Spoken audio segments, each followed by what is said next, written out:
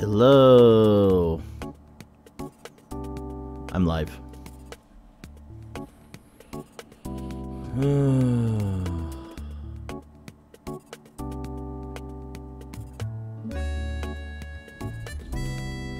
Hope everyone's day is going well. Better than mine, at least.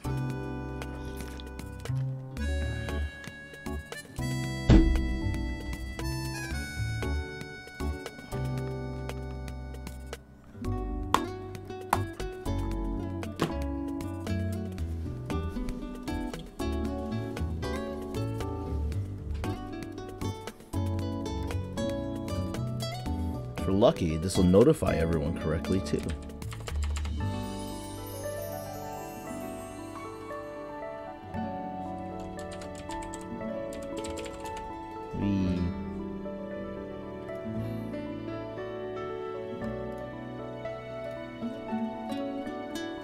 Is anything even working here today?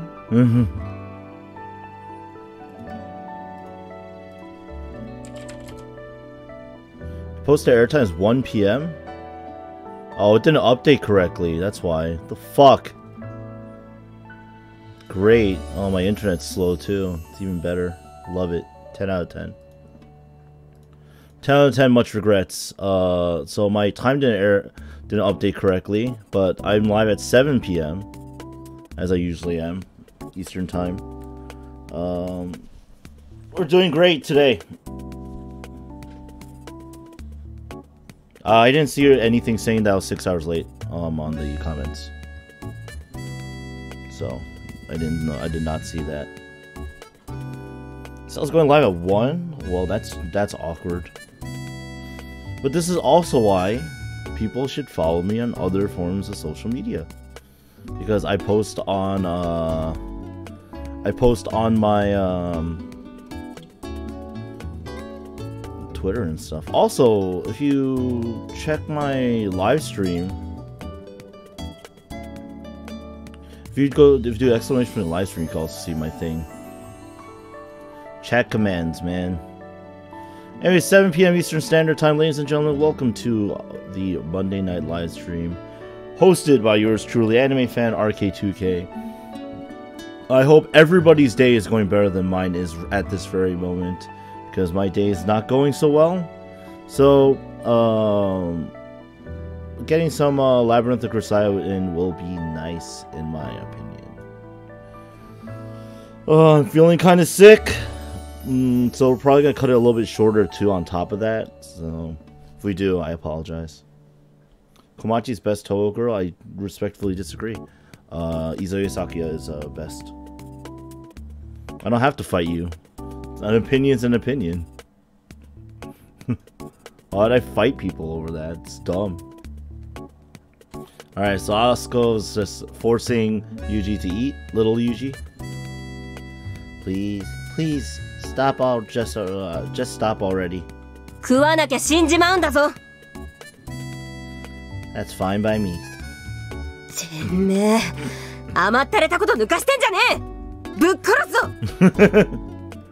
If you don't eat, you'll die. That's fine with that. Shut up, I'm gonna kill you for that.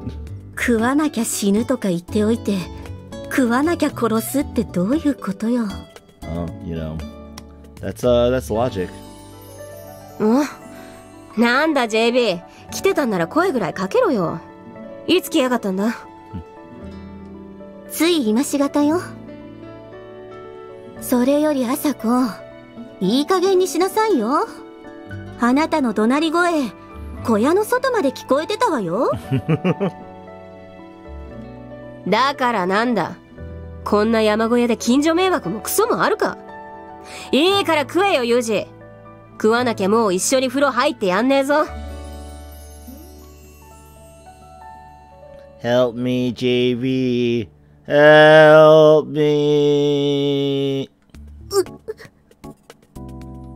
てめえこらユージ、男に免疫のねえもっさり金髪女に甘えた声出して助けてもらおうとしてんじゃねえぞ。あのさ、朝子、ユージを罵倒するふりをして私をけなすのをやめてもらっていいかな。She said it so nice and sweetly, like she's really angry. それにユージ、あなたもよ。あなたのことを思えばこそ、朝子はあなたに辛く当たっているの。それは分かってほしい。Also, I think Yuuji's like 12 right now? Not 9 or 10? Because his sister died, he spent a year training and stuff, so I think he's 12, maybe 13. Response to these words, Kazuma Yuuji lets out a small sigh and shook his head. You don't understand a thing, JB. そりゃ、あなたの負った過去の傷は、あなたにしか理解できないかもしれない。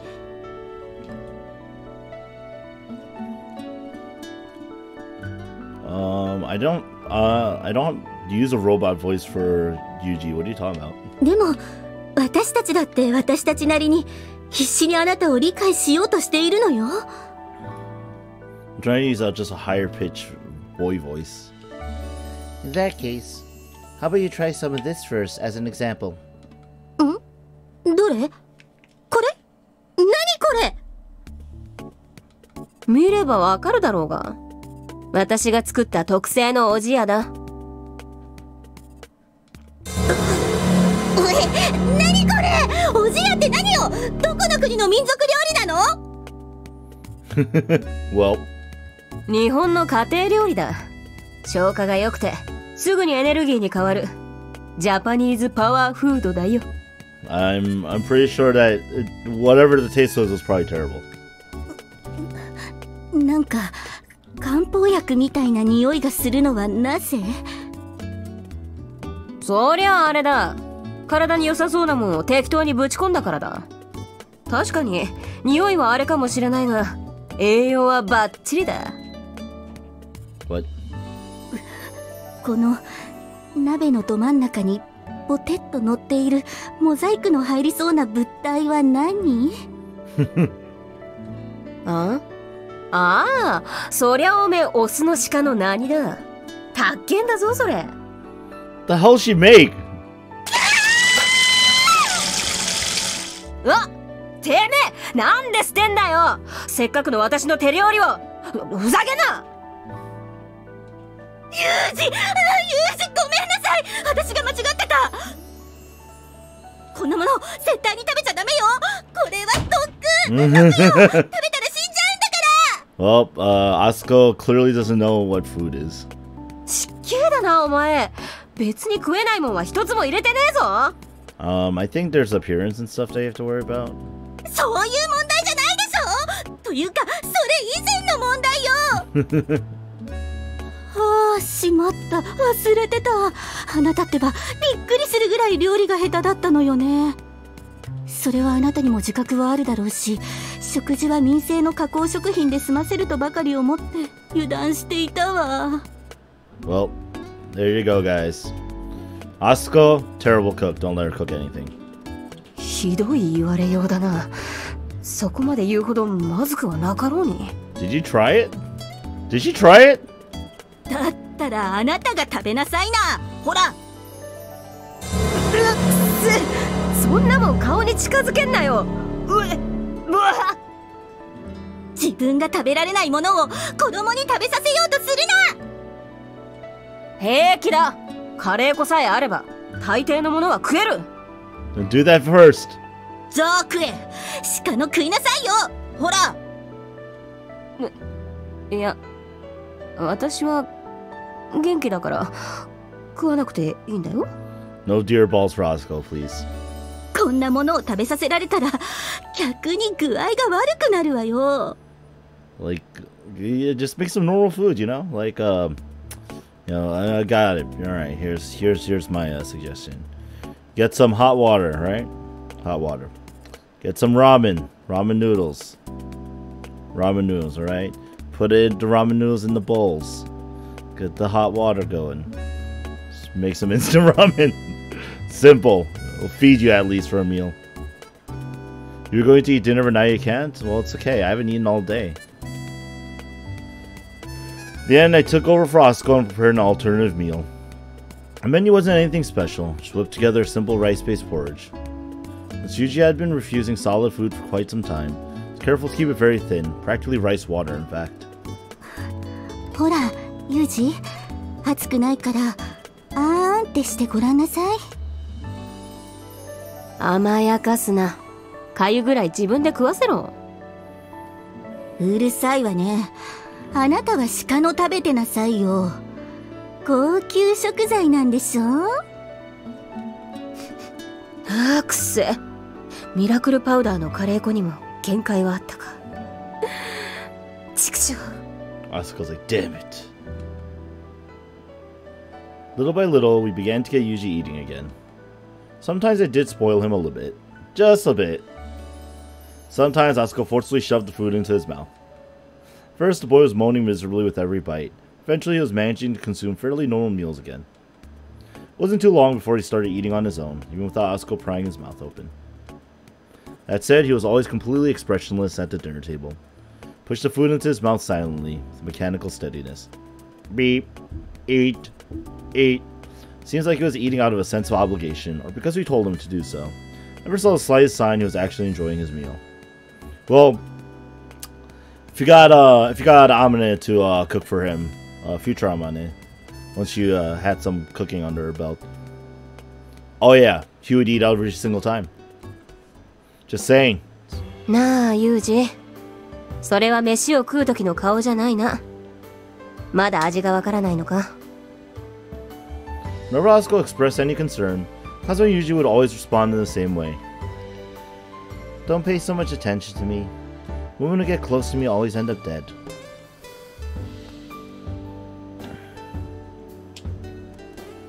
Take burnt soup over this and you hate soup? It's very hard to burn soup. Usually if you're not burning soup, you burn whatever ingredients are in it. So, and if you actually quote-unquote burn soup, you probably evaporate all the liquid away and it's not soup anymore then. Just burnt. Of course, this was sheer nonsense, but the boy sounded quite sure of himself. That only irritated Asako, who usually replied with an exasperated, "Don't be such a goddamn baby." そりゃ違うな。お前に関わったから死んだんじゃない。お前が何もしなかったから死んだんだ。Metal Gear Solid 2 begs to differ? Well, guess what? Metal Gear Solid 2 isn't real life. Get wrecked. Oh. お前ももう鼻水垂らしてピーピー泣いてりゃ何でも許されるガキじゃねえんだ。与えられた恩は実力で返せ。お前は花からそれができないと決めつけてるし、やり方を知らねえから不幸が起きる。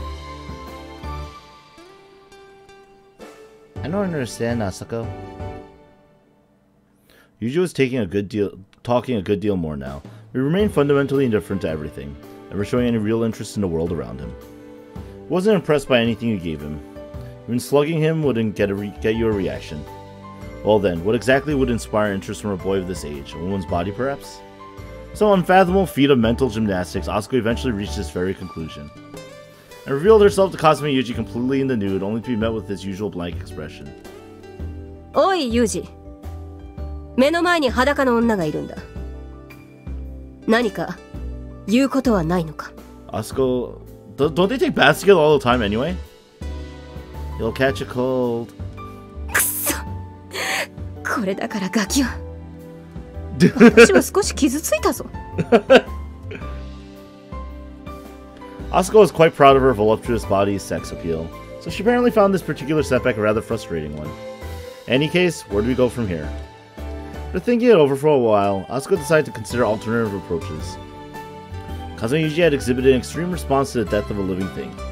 In that case, maybe having him deliberately kill something would work as a kind of shock therapy? Then again, an approach like that might end up exacerbating the boy's trauma just as he was finally starting to recover.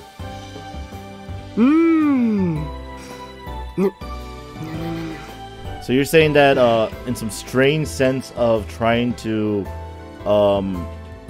treat Yuuji's trauma, Asuko's like, yeah, we're gonna have him kill things. Sounds like a good idea. ねえ、Asako。あなたそうやって真剣に考えているふりしながら、実は頭の中真っ白でしょ。Dumb. おい、JB。生き物ってなんだ? No spoilers. そうね。それは難しい質問ね。まずは、ほら、あなたの部屋の本棚の一番上の段。右から3番目の破壊背表紙の分厚い本があるでしょ? Okay. それが辞書。使い方は知っている？ Okay. We missed a few lines here, guys. お前に聞いた私がバカだった。Kazuma Yuuji was frightened by living things. Was he afraid of life itself? What does it really mean to be alive anyway? What is it that drives us to go on living? It's the purpose of our lives. Having boastfully declared herself the boy's god, promising to decide his reason for existing, Asako couldn't exactly shrug her shoulder and say, sorry, I don't know.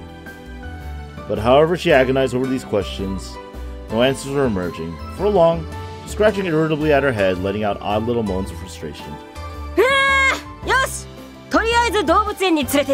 The zoo? Uh-oh. As she overloaded her mind thinking about living things until that idea somehow popped out, it could certainly come out of nowhere. Sitting in a chair and thinking doesn't get you anywhere. You might as well try getting up and actually doing something. It was a simplistic, careless line of thought, but that was par for the course where Kusakabe Asako was concerned. Next Wednesday, after practically forcing me into giving her a day off for work, she headed to the East Beach Animal Park with Kazuma Yuuji in tow. The boy hated crowds and confined spaces like trains. The two of them drove over in convertible 4WD, bringing the boxed lunches I made for their vacation.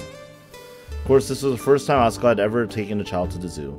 She didn't exactly know how to proceed once they arrived. For starters, they wandered over to the elephants, and then to the giraffes, and then to the zebras, and then to the koala bears.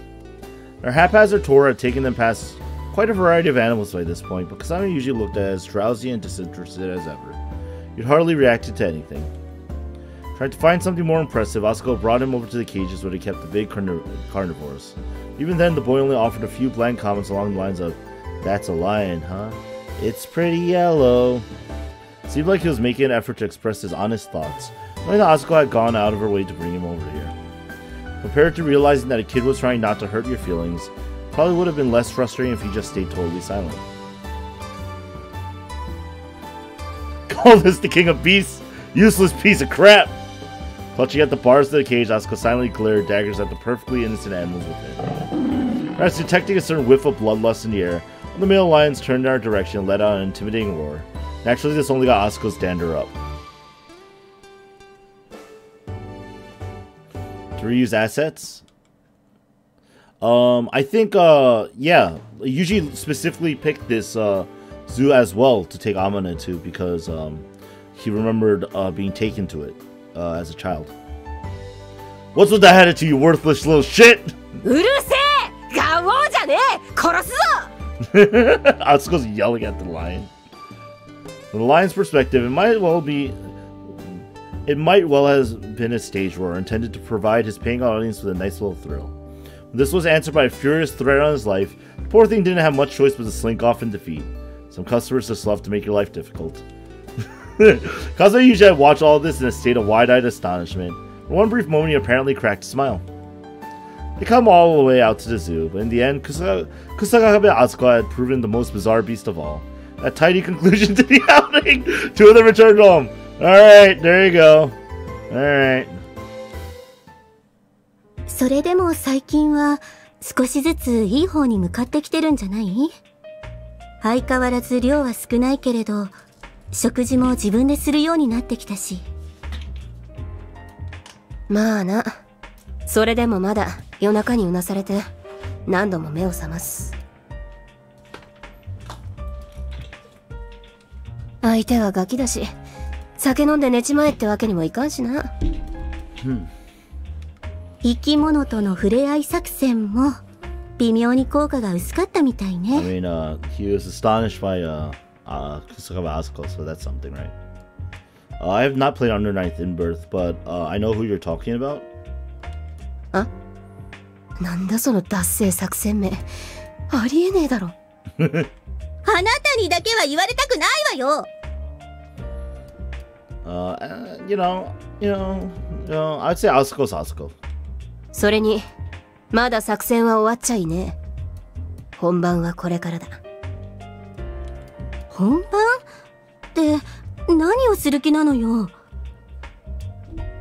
あいつ自身の手で生き物を育てさせてみるってのはどうだ？ Sounds like it'd be a lot of work. 育てさせるって何を？ Watch out, Asuko's gonna feed you deer dick. Watch it. 犬。犬？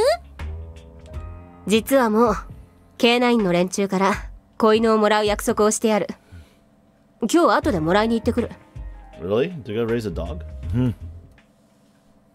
That same evening, Asako returned to her cabin with a single young border collie in her arms.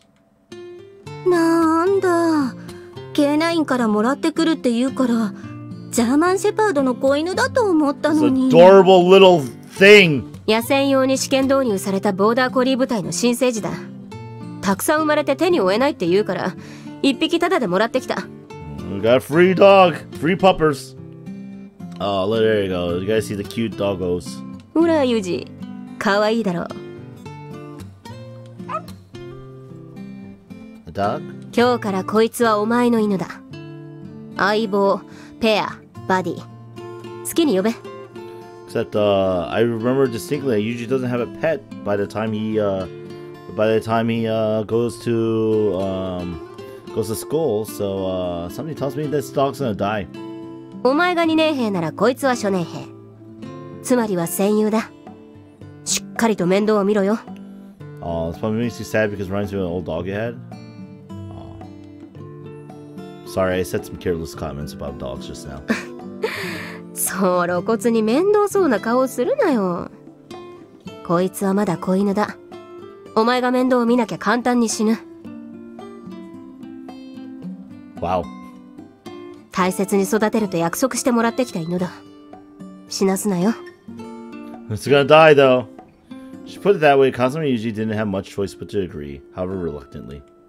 Asako proudly pushed the puppy to his chest. Holding it carefully in one arm, he reached up to scratch it on the head.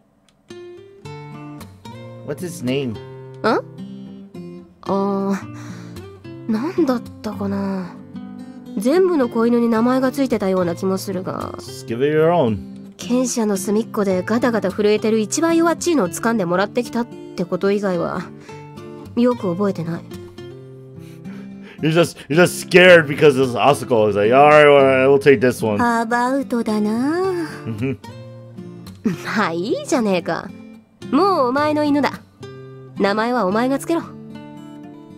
Asako. Alright then. John. Name it Sans on it. You name it John? また適当な。ジョン・ルーは身元不明の死体につける名前よ。そいつはメスだぞ。女の死体ならジェーンだろう。そういう問題じゃないでしょ。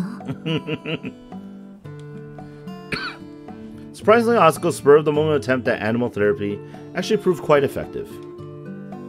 The presence of a pet that was absolutely dependent on him for survival spurred Kazuma Yuuji into developing a certain sense of responsibility. Change was gradual, but we began to observe signs of general improvement.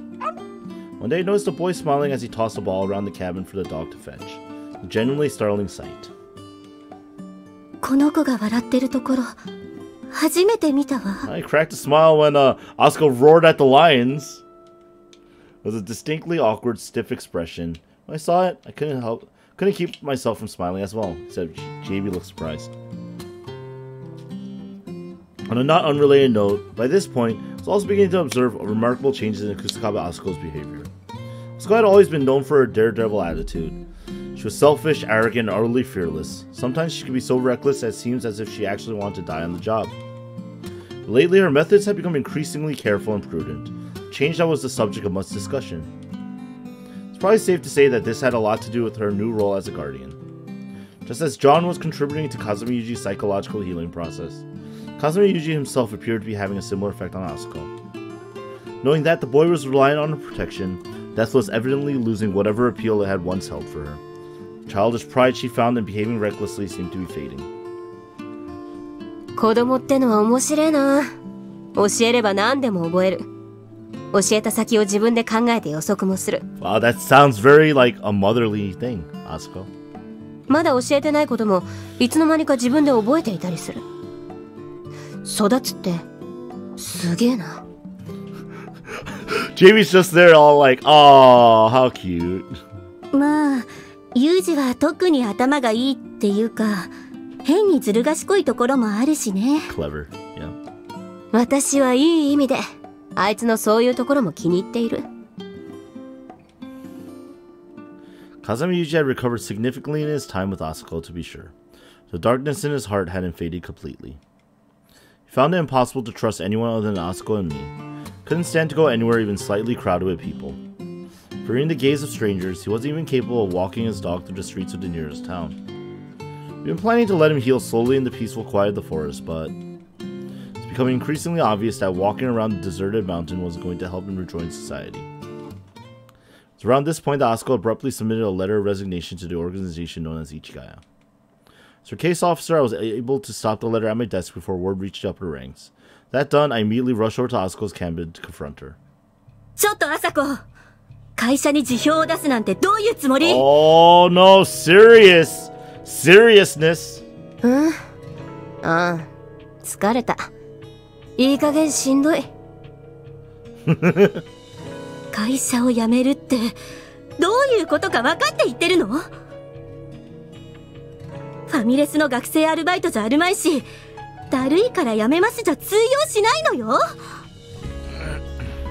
分かってるよ。Oh, JB looks very distraught in this picture, actually. 分かってないわよ。あなたは曲がりなりにも SARS の根幹をなす工作員なのよ。Oh, yeah, that's right. はい、そうですかって辞めさせてもらえるわけないじゃない。よくて終身刑、悪ければ殺されるわよ。うん、両方とも嫌だな。なんとかしてくれ JB。Those options suck. Give me a different one. 無茶を言わないでよ。無茶を言っているのは分かっている。分かってはいるが、そこをなんとかというやつだ。なんとかならんか。Oh, is it because she doesn't want to die on the job anymore? For Yuuji? ユージの影響かしらね。最近のあなた、少し落ち着いてきたように見えるし、これからっていうタイミングで、どうして辞職なのよ。死ぬのが怖くなったの？ JB does look really distraught in this picture, though. まあ、ユージの存在が私に影響してるのは認めるよ。死ぬのが怖くなったというのも間違いじゃない。だが、それだけが理由じゃない。年のせいかな。右目の視力がどんどん悪くなっているんだ。正直言って、超長距離精密射撃はもう無理だろうな。Oh, what? Does Asako have a condition developing? 視力か。Although it does sound like Asako to be just be like, well, my right eye got a little bit worse. Alright, that's it, I'm done. Quitting. Right on the spot. Truth, Asako's age likely had nothing to do with the matter at hand. In the course of an operation some years previously, she had been struck in the right shoulder by a large caliber bullet. The injury itself was barely a scratch, but the shock of the impact had ruptured a number of capillaries, forcing a large amount of blood to surge backward. It had placed immense pressure on the optic nerve of her right eye. After 4 operations, the doctors had managed to restore her vision. The overall impact on her body remained unclear, and ruled out the possibility she'd die a sudden death from acute circulatory failure. Asako's condition hadn't deteriorated in any detectable way over the last few years, but the lingering effects of that incident were clearly beginning to reassert themselves. Oh, okay. That's why.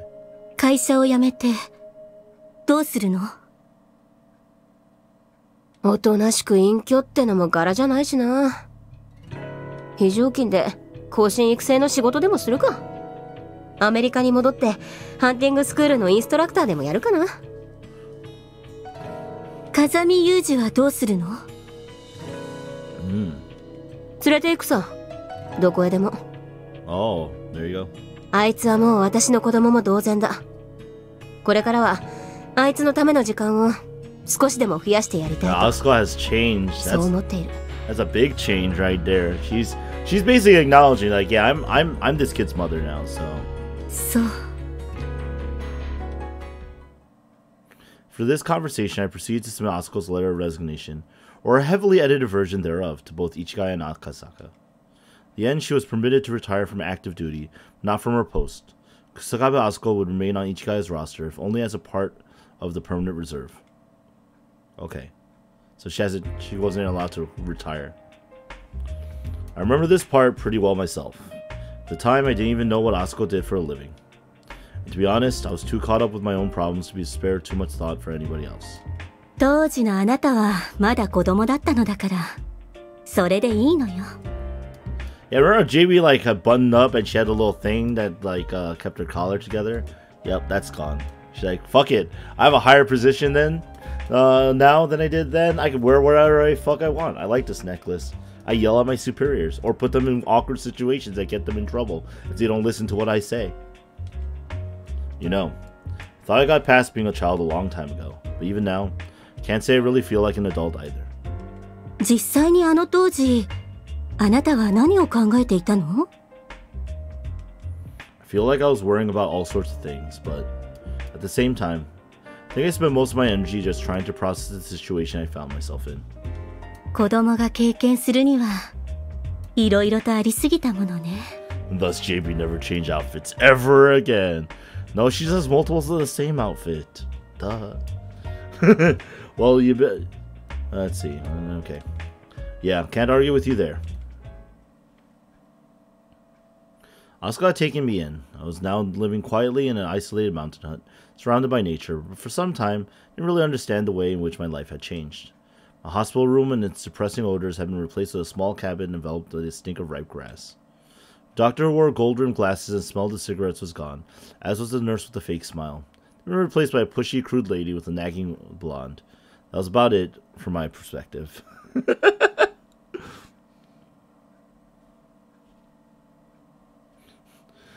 You think that's what she does? Like, she's just like, she has that one outfit, and she's like, alright, it's done. Good.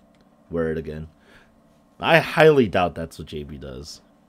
At the very least, it sounds like she lives more messily, which means she probably has more clothes to add to that too.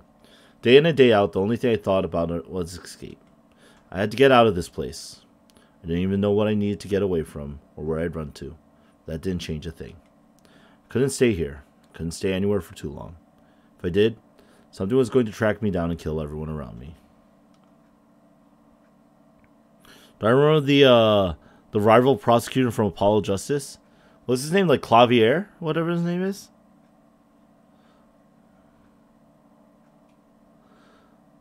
I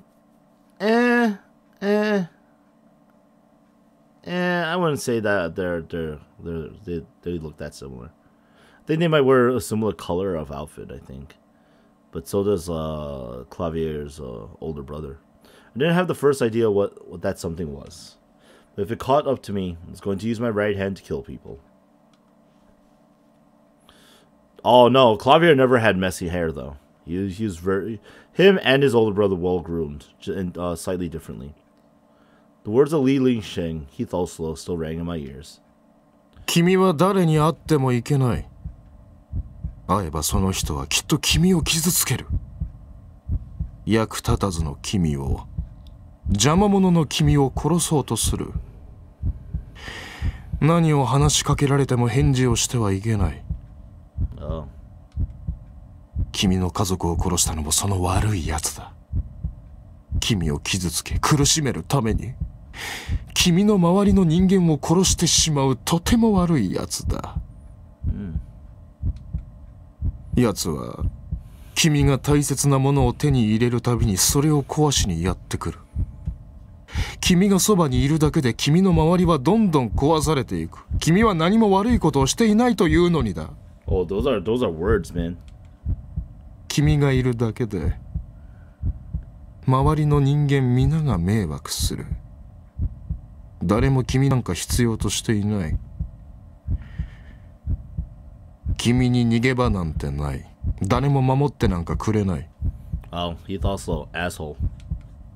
でも安心してほしい。私だけは君の味方だ。この世でたった一人の君の理解者だ。辛いね。苦しいね。もちろん私は全部わかっているさ。This is probably like the shit he said when he dressed Yuuji up as a little girl. 君は人生という木から落ちたまだ青すぎる果実だ。誰も君に見向きもしない。それどころか腐っていく君を見て眉を寄せるだけだ。そう。君は嫌われているんだ。Oh, you're, unliked. だけど何も悲しむことはない。この私が君を拾おう。私が君を拾って種を取り出し、新たな大地に植えて育ててあげよう。やがて立派に成長した君は私のためにその枝にたくさんの果実をつけるだろう。それが私への恩返しだ。わかるね？ He is using the word fruit or kajitsu a lot. けど今はまだ君を植えてあげる新たな大地が見つからない。悪い奴が邪魔をしているんだ。だからまずはその悪い奴を退治するところから始めなければいけない。そしてそれは君自身が自分の手で成し遂げなければならない仕事だ。Oh, that's why Yuuji did what he did. さあ、ユージ、立ち上がるんだ。その体が腐ってしまう前に。やれるね。やがて手に入れる約束の大地のために。Promised land? What does he mean by this? No. 君に選択肢はないんだよ、ユージ。Okay, so this is the shit that he says here is why you call him Ocelot, but at the same time, you know. No, no. The promised land is your only possible destination. No! I heard that dreams are the brain's way of processing our memories. Suppose that would explain why my nightmares were always so terrible. My brain didn't exactly have anything pleasant to work with. Awakening in the dark, I looked around the cabin, faintly illuminated by the starlight filtering in through the window. Pupils had probably dilated again. I wonder if he dreams that to this day. Maybe that's the thing. I lifted my sweaty upper body from the bed. The entire cabin seemed to tilt underneath me. For a moment, it felt as if I might just slide down the floor and fall off into nothingness. Sure, I was exhausted, physically and mentally, but it didn't feel like I could possibly fall back asleep. Only the curtain separated my bed from Asako's. I hear her snoring softly, almost like a child. I lowered my feet to the floor and stood up, then looked in on Asako. Finding her curled up like a cat in her bed, proceeded to quietly make my way out of the cabin. What on earth was I doing here? It was long past time to make a break for it. But where was I going to go after leaving this place? Nothing really came to mind. Maybe I just died by the side of the road somewhere. The idea didn't really bother me, to be honest. It wasn't as if I deserved anything better. Life didn't have any real purpose. Just a small animal like any other, running around frantically because it didn't want to die. As I stepped outside the cabin, I glanced up and found the sky absolutely full of stars. So beautiful. The mountain air was clear. We were a long way from the glaring lights of the city, so the night sky was breathtakingly brilliant. I'd forgotten just how many stars there were up there. As I stared at the twinkling panorama above, feeling as if it might swallow me whole, I felt something brush against me. Looked down, I found the puppy Asako had given me rubbing up against my leg. Oh right, almost forgot about you.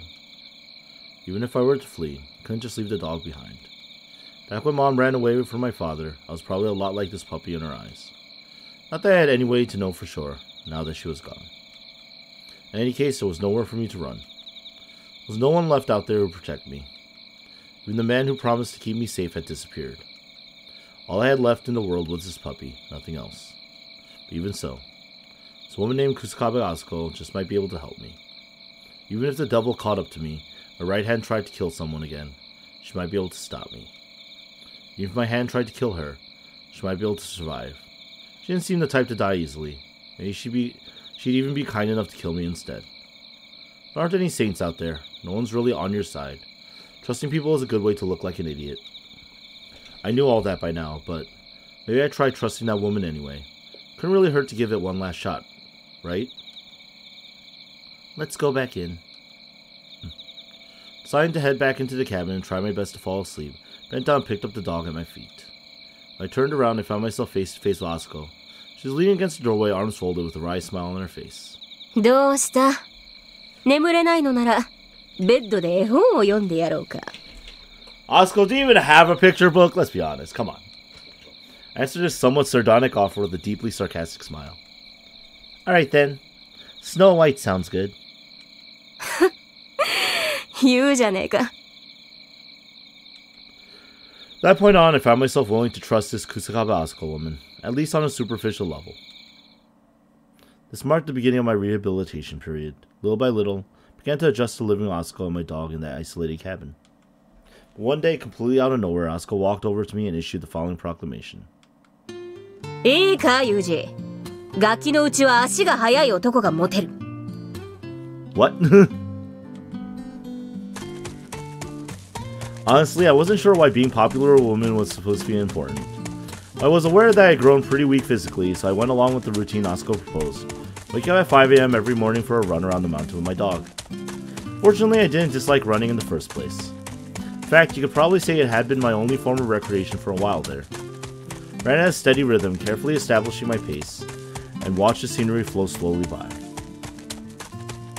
For 5 kilometers or so, my body would beg me to stop.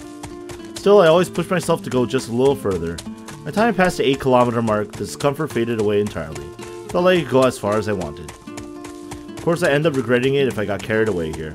Feeling meant I hit my peak. Unless I headed home now, I wouldn't make it back to the starting point. The rolling path I was using ran the circumference of the mountain for a total of 16 kilometers. The rough trail.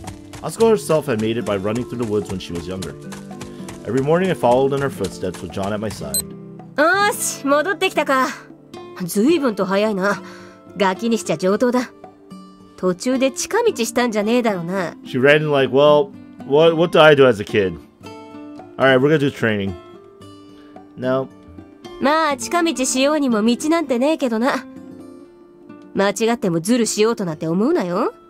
うかつにも一直線に近道をしようとすれば、すぐに方向がわからなくなる。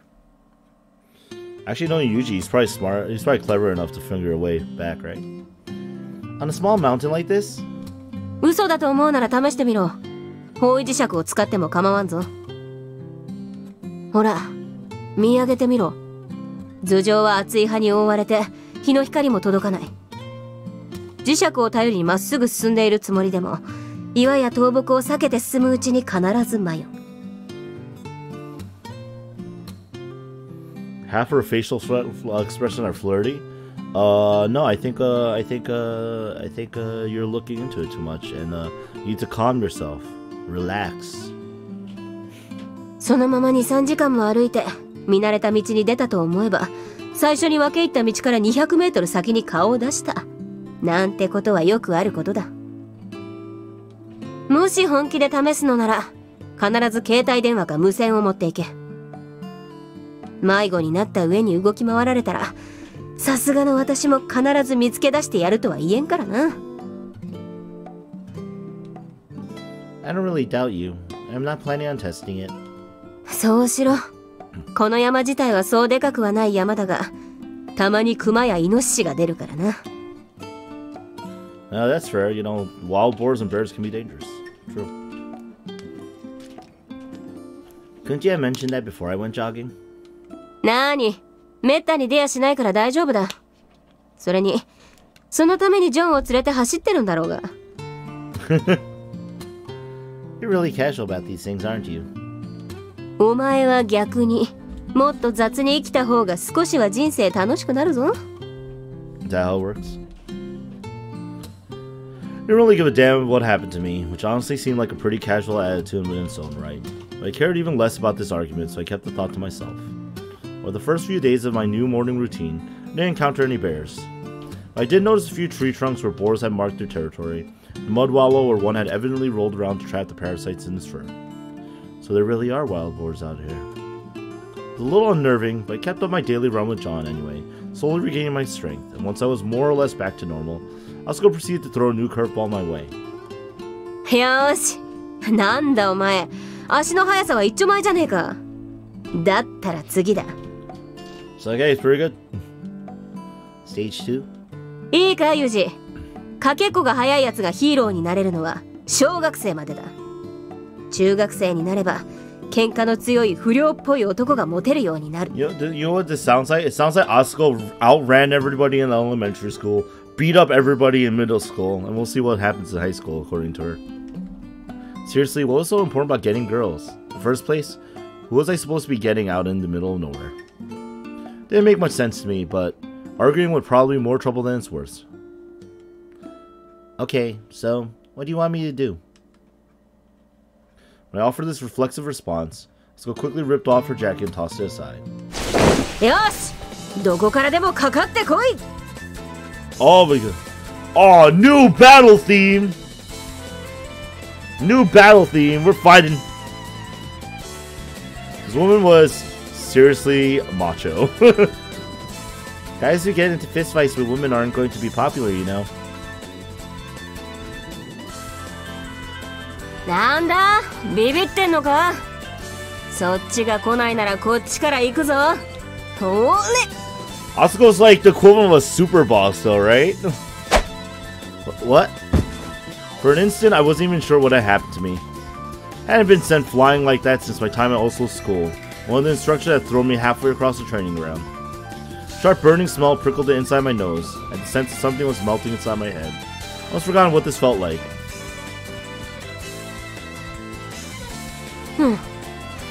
一応受け身は取れるのか面白いほら立てよもう一度行くぞ Asuko's like, hey, I noticed that. Damn it. お掴みを切れないと悟った瞬間に痛みを抜いたかお前基本はできてるじゃないか Hey, the basics. けど耐えるだけじゃどうにもならんぞほれあ細っこい腕しやがって力がないなら相手の力を利用しろよほら押すぞ踏ん張れ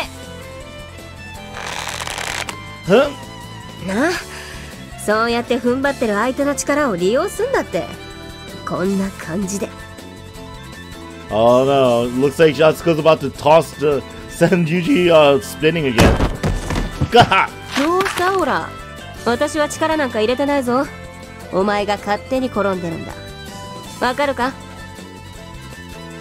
Yeah, I get the idea. Of course, understanding in theory didn't mean I could compete. Given her skill, the difference in physical size and strength was just too much to overcome. Still, the casual way she tossed me around was kind of pissing me off, so I began trying pretty seriously to make her regret it. The woman wasn't just bigger than me, she also had long limbs that made it hard to get close in and grapple.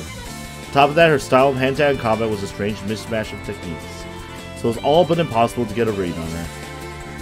I can't take them out by crushing their head, try to at least do some damage to their extremities.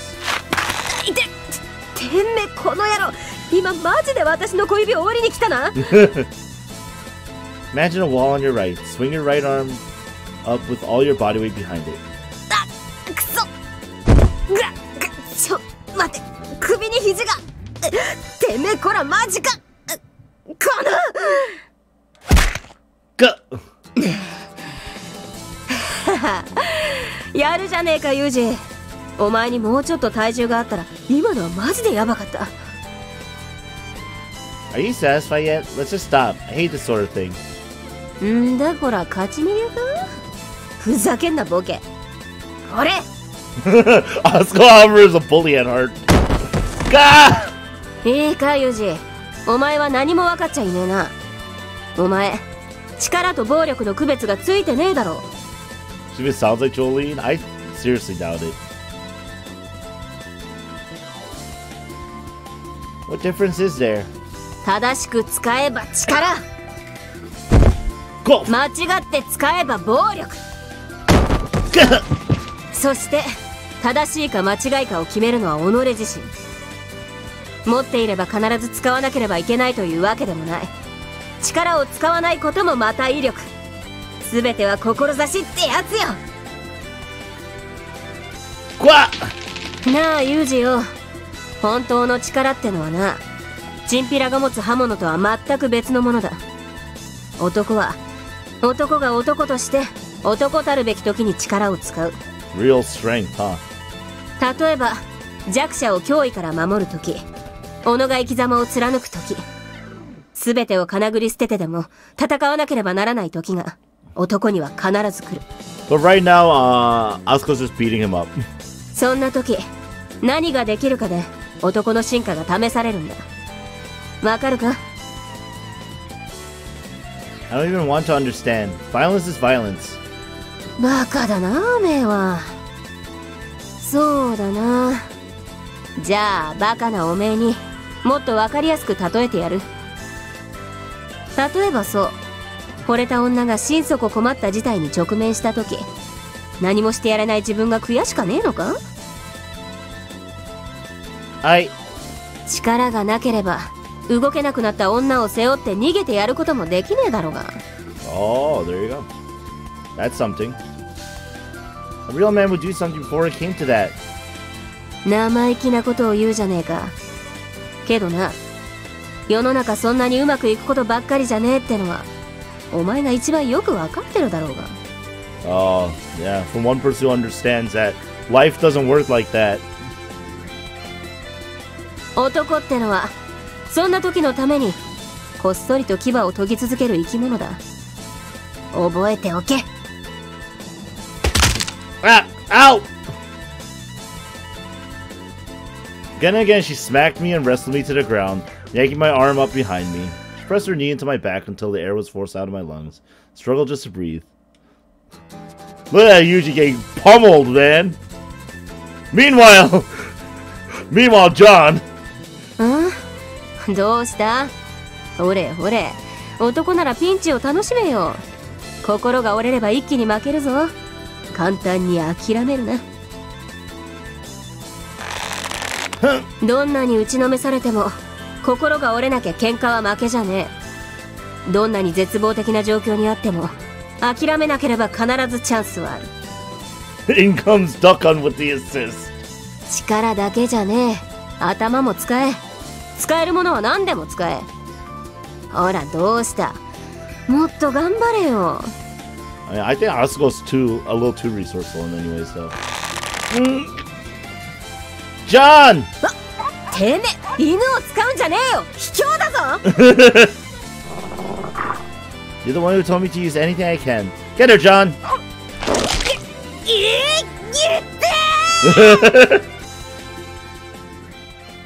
In the end, no matter how many times I challenged her, never did manage to beat Asako without John's help.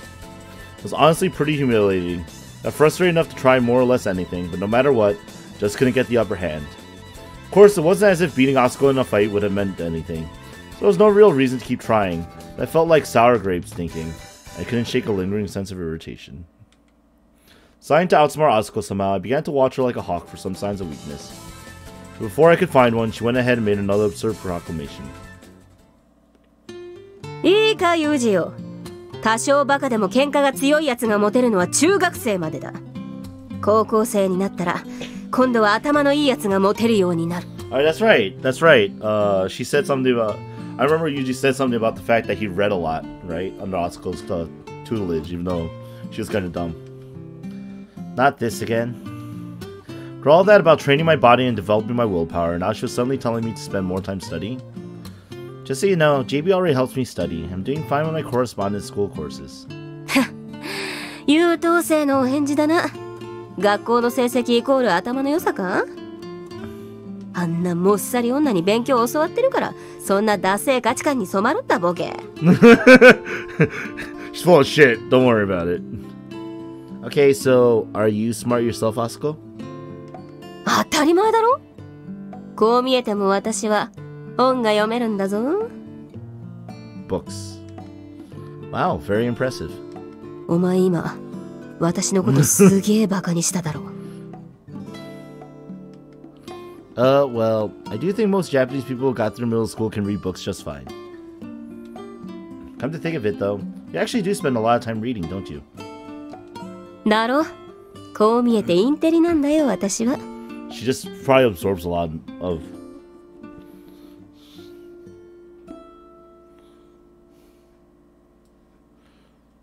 Asako for Smash? You know, Meta Knight wasn't that broken in Brawl. Okay, I don't know about calling yourself an intellectual, but guess I'll roll with it. Just to make my life a little easier.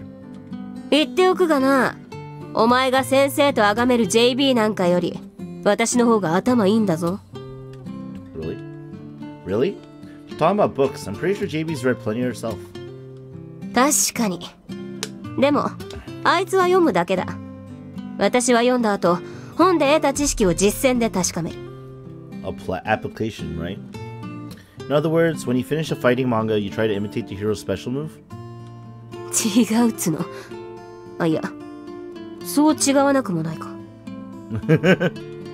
例えばそう、家庭菜園の本を読めば、私は読後に実際に家庭菜園を作る。本で得た知識が実際に役立つかテストをするわけだ。Oh, that makes sense actually. Oh, I think I kind of understand what you mean. When I was little, I used to read my sister's science magazines and try out some of the experiments myself. つまりはそういうことよ。本を書くような偉い先生がこうだと言ったら、それを丸ごと信じて疑わない JB と。Well, I can already see that Yuuji's gonna become a very sarcastic individual when he grows up. 自分で試して結果を得るまで納得しないこの私。どっちが有識者かって話よ。I'm pretty sure that's not how knowledgeable works, but okay. Yeah, I get it. Okay. Because sister was the same way. She always used to say that experience is the highest form of knowledge. Can't remember how many times she told me to try it out and see what happens. お前の姉ちゃん天才か? Well, everyone says she was, ever since she was little. She got pretty cranky when people said it to her face, though. なるほどな。お前が変なところで妙に端っこいのはそれが原因か。Slick? まあ、軍ではおおむねずる賢いとか油断のならないやつって意味だ。Oh. The army. なあ、そんなことはどうでもいい。とにかく人生とは経験が全てだ。経験の伴わない知識なんて童貞が語る女の話に等しく虚しい記憶でしかない。 What? That seems like a pretty extreme argument in its own right. まあ、とにかく本を読め。そして気になったことは試せ。それが生きた知識となってお前を生かす糧になる。読みたい本があれば言え。それが漫画だろうと構わない。いくらでも買ってやる。好きなだけ読め。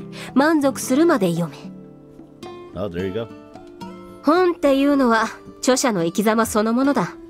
他人の人生が詰まってる。It's actually pretty smart on Asuka's end to say this. そして気になったことを試せば他人の人生を自分の中に取り入れることになる。まさに人生丸儲けってやつだ。Is that how it works? Okay, well, I always used to read the books my sister had finished, so I guess I'll just read whatever you're done with, Asako. まあ、とりあえずはそれでいいか。私は JB みたいに人に物を教えるってのが苦手だ。こんな風にしかお前に何か教えてやることができない。それでも何かお前の役に立つのならそれが一番だ。 Oh, that's nice. I met someone that looked like old Joseph Joestar. That happens sometimes, you know. お前はバカにするかもしれないが、本が読めるってことは素晴らしいことなんだぞ。もっと人生を楽しめよ。読書ってのは人生の糧だ。 Okay. As of that day, I was explicitly allowed to read any of the books on the shelves in Asako's room. Most of these were practical how-to books, but every once in a while a novel or two that JB had brought over would be mixed in. I worked through classic mysteries, popular bestsellers, new books from famous authors, and science magazines for young adults that we subscribed to through JB. For a while, I spent pretty much all my free time reading, occasionally studying up practical experiments based on some detail that caught my interest. After a while, I realized that Asako's analogy hadn't been that silly after all. It really was like stepping into someone else's life, and by absorbing new experiences and ideas, I was slowly expanding my knowledge of the world. By this point, I settled into something of a routine. When I woke up, I go out for my daily run around the mountains. After that, I used the rest of the morning reading books JB assigned as part of my classroom curriculum. Then spent the afternoon with Asako learning practical skills such as hand-to-hand combat techniques. It's like I'm in the army or something. I made this particular complaint. Asako grinned, muttered true enough under her breath. 問題ない。お前一人で100人の兵士と戦えるように育ててやるさ。Screw the army. You're gonna be freaking Captain America by the time this is over with. And made me a truly absurd promise.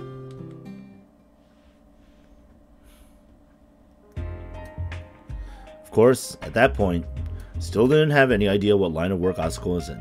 ちなみに聞くけど、その当時のあなたから見て、私ってどんな仕事をしている人に見えたの? Let's see, you were always wearing nice suits, so I guess I picture you working for a foreign IT company or something. Not really sure. For some reason, I was pretty convinced you were an ambitious career woman. じゃあ、Asakoのことはどう思っていたの? Hobo! Well, I don't want to speak ill of her or anything, but she was always hanging around the cabin, and when she did leave for work, it seemed pretty random. Half the time she'd come back drunk. For a long time I thought she was a pachinko pro, or something equally shady. まあ、ヤクザな仕事って意味では、あながち間違ってはいないところが少し悲しいわね。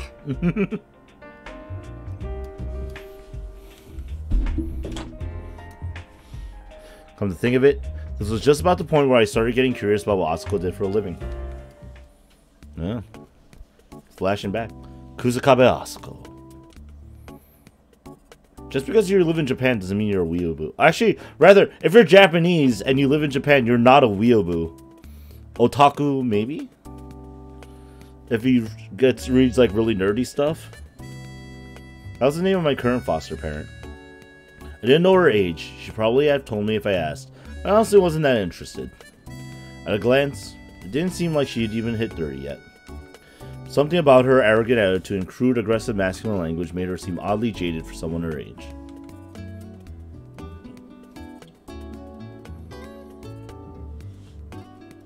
What the hell's that?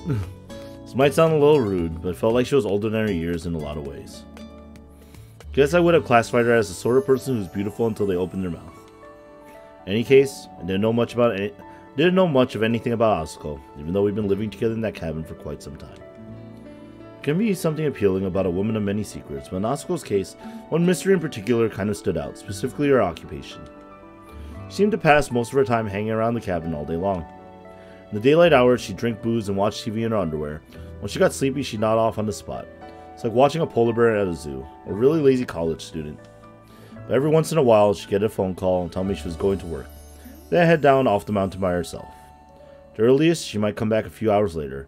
The latest, she'd sometimes be gone for 2 or 3 days at a time. Whenever she did get back from one of these jobs, she'd bring a huge amount of groceries, everyday goods with her, probably resume her polar bear lifestyle. I was a kid who didn't know much about the world, but even to me, it's pretty obvious Asako wasn't working a normal job. At the very least, she wasn't a full-time employee working at some respectable company. Asako had never explained what exactly she was doing on those days she left the mountain. But every once in a while, she came home injured, so I had a vague idea it might be something kind of dangerous. Putting it all together, her general line of work seemed relatively obvious.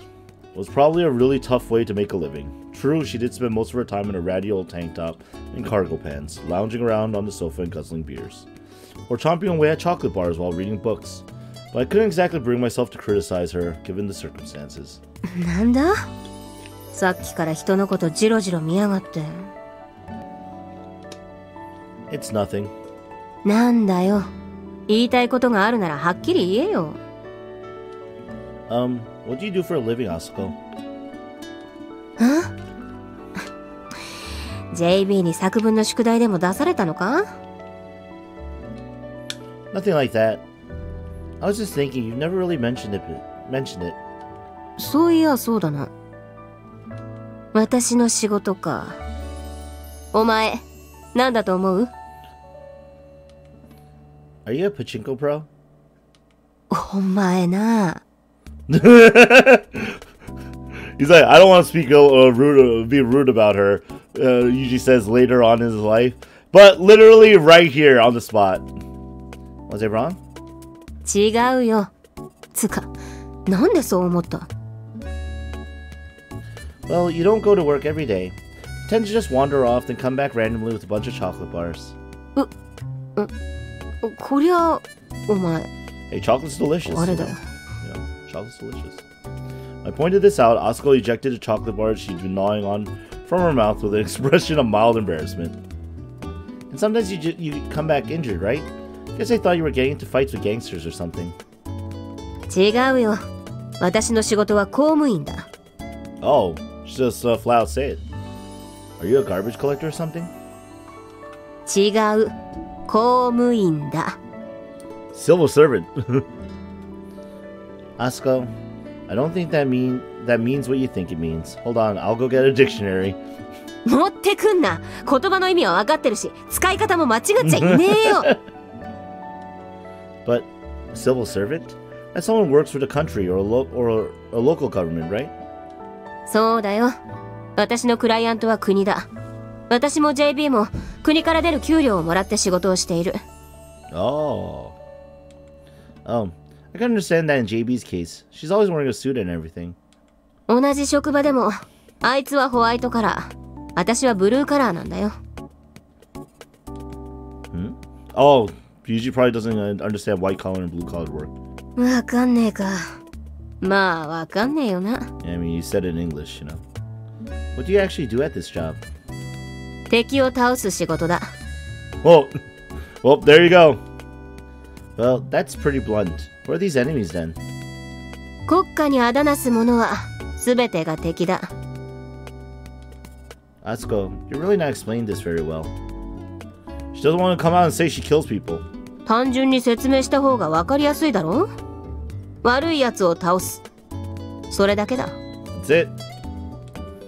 Like a comic book hero or something? 全然違うな。そうだな。分かりやすく学校のクラスに例えて説明してやる。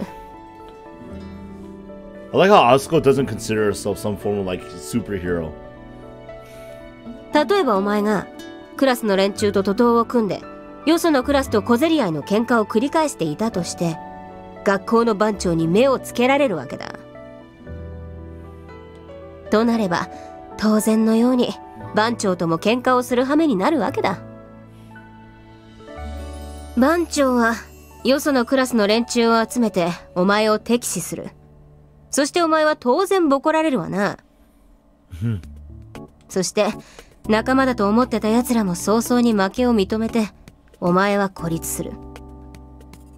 It's a very strange analogy so far. Just putting it out there, guys. で、ボロ負けしたお前は番長に今後一切の暴力を禁ずると命令されるわけだが、そんな条件当然飲めるわけがねえ。でも喧嘩に負けた以上は飲まなきゃいけない。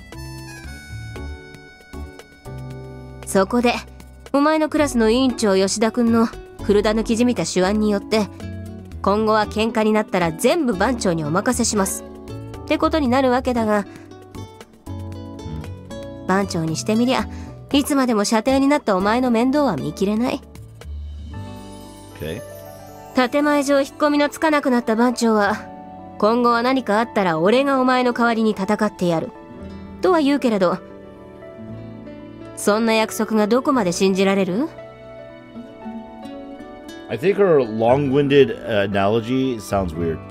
わけのわからない野郎に因縁つけられて喧嘩になりそうだから番長助けてと電話してみりゃ、今日は塾があるから無理とか言われてみろ。終わりだぞ。そこで求められるのが情報収集力と防衛力ってやつだ。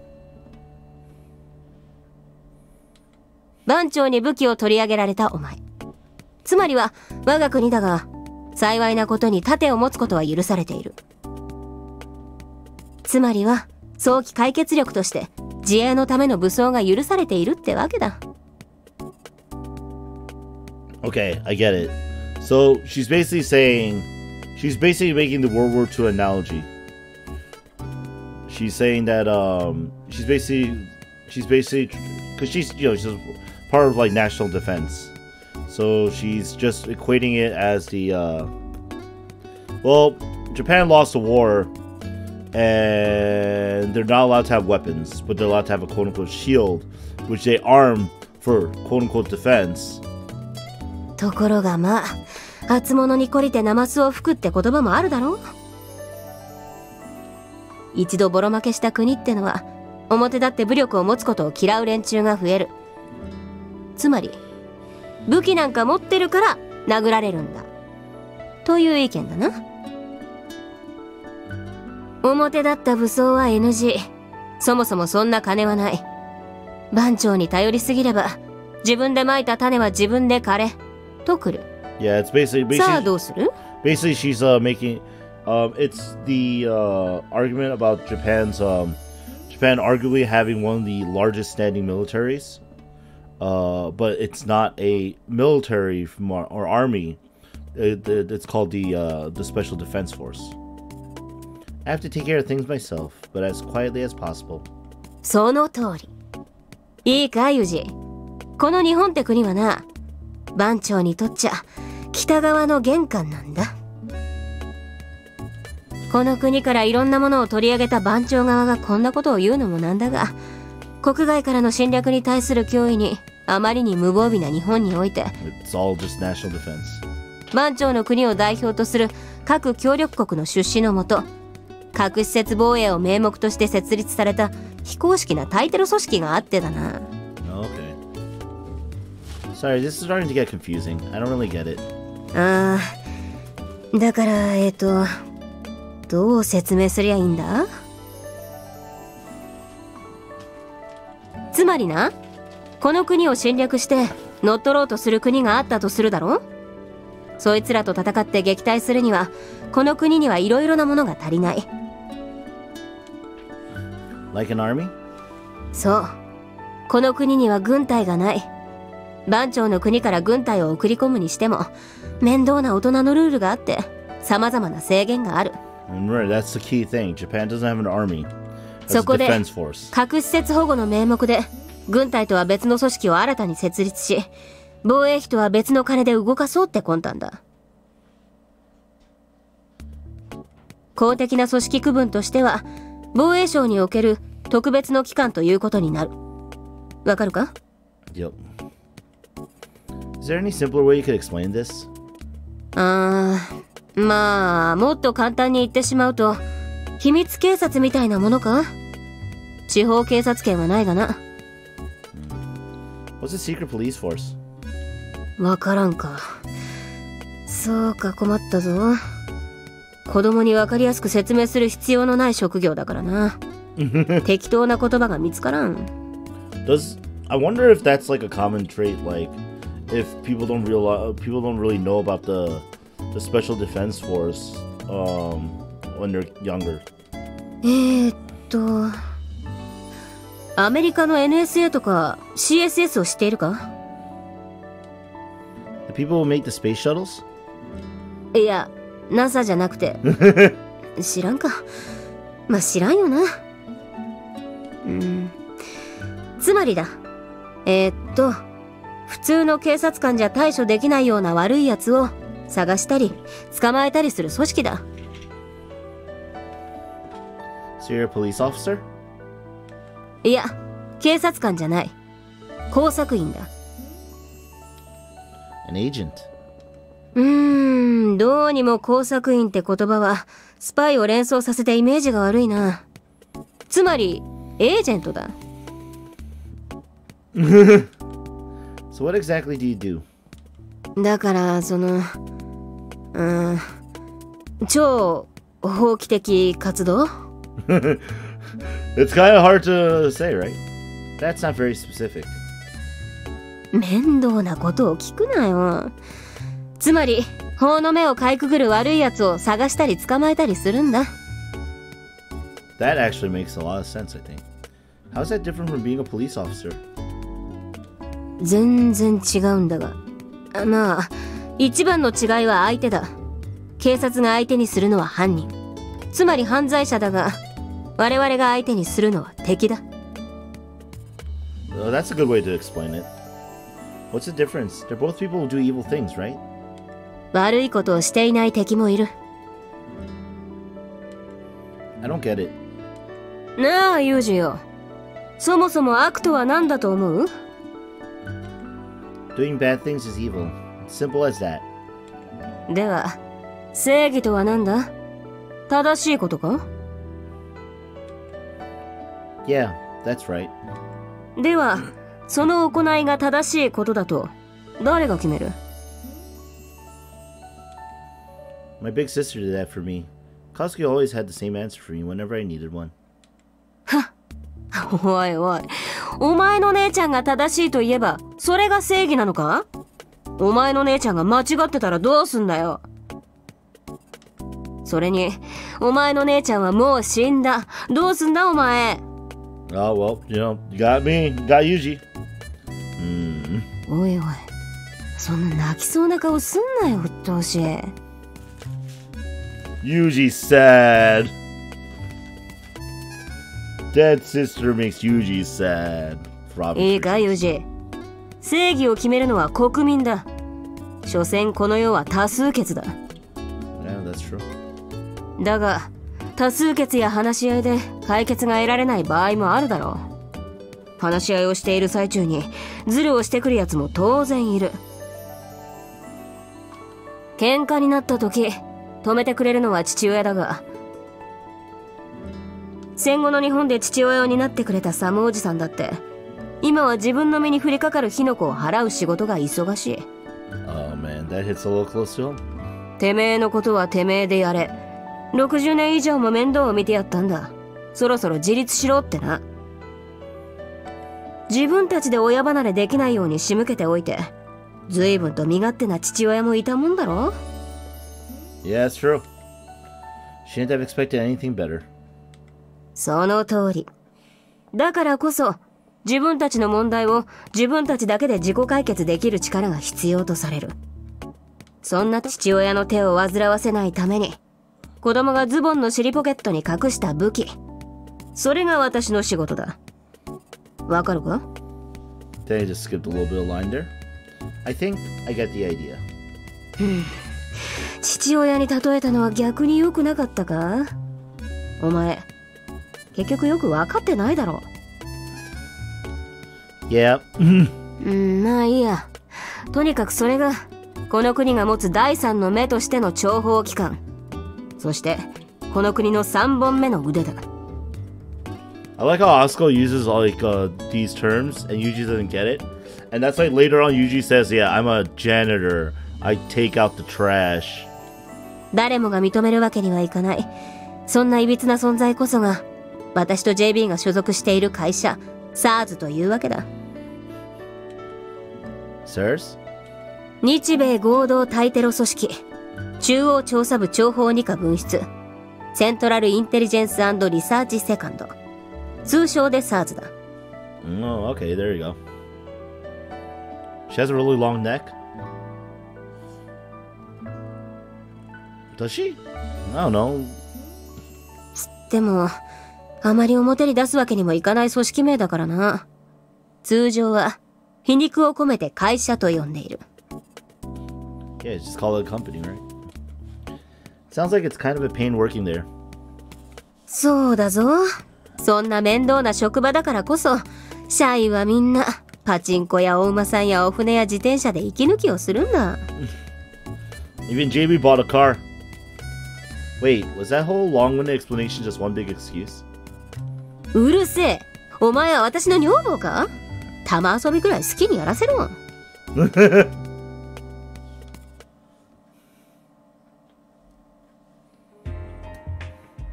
Even after her explanation, I still didn't really know what SIRS was. It'd be some time before I learned the details. After the old army's Nakano school was dismantled, a new Fuchi-based intelligence agency was created to fill the void, eventually growing into a kind of secret police force under direct ministry control. Later, its headquarters were relocated to Ichigaya, a word that becomes synonymous with the organization for those who deal with it. Just looking at the basic facts, seems like a respectable enough government organization. In reality, it's basically a suicide battalion, mostly made up of expendable personnel with skeletons in their closet. 随分と嫌な言い方だけれど、間違ってはいないわね。JB's like, hey, you're talking about your workplace in a bad light, you know? I mean, you know, we work here, so we know. 家族なし、未来なし、凄惨な過去は山盛り。刑務所に入れて無駄飯を食べさせるぐらいなら使い潰すつもりでただ同然でリクルートできる人材をあえて選ぶ。I see, I see. 歪んだナイフも直せば使える。刺さって折れても惜しくはない。死んだら死んだで死体の使い道を考える。朝子本人は市ヶ谷での勤務を執行猶予と揶揄して辞めたがっていたけれど、一度首まで浸かれば二度と抜け出せないのが SARS。 It's worse than the mafia in that regard. In the mafia you can eventually break ties, even if you get permission to.